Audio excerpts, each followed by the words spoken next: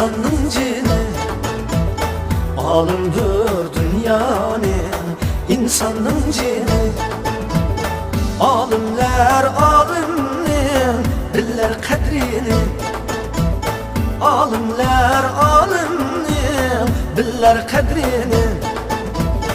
Yurtimiz alimnin edibnin kani, fəxrlən dünyağa Mahmud vətini. Kimnin varmışında alimi qanni, fəxrlən dünyağa Mahmud vətini.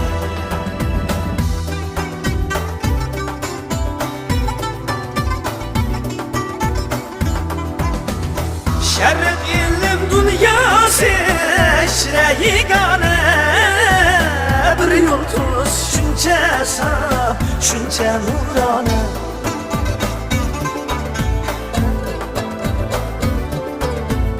Ecrige kayıldır öz ve bigane, fəxrlən dünyağa Mahmud vətini. Kimnin varmışında alimi qanni, fəxrlən dünyağa Mahmud vətini.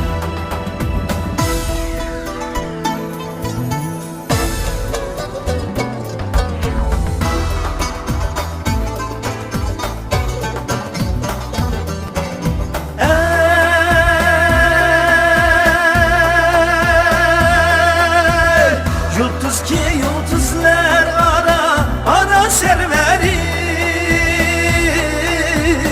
yıldız ki yıldızlar ara ara ülkeri.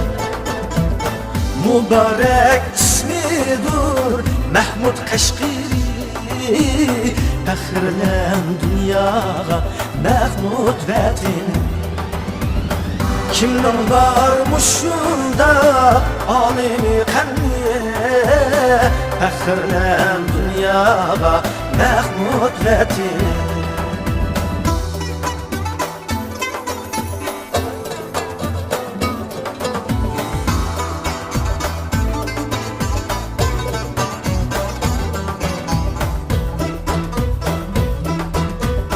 Til demək bir elnin hayat belgüsü, Mahmuddur şunca zor belgü ilgisi.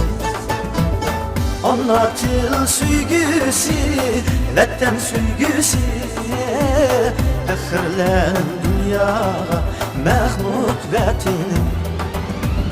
Kimnin varmışında alimi qanni, fəxrlən dünyağa Mahmud vətini.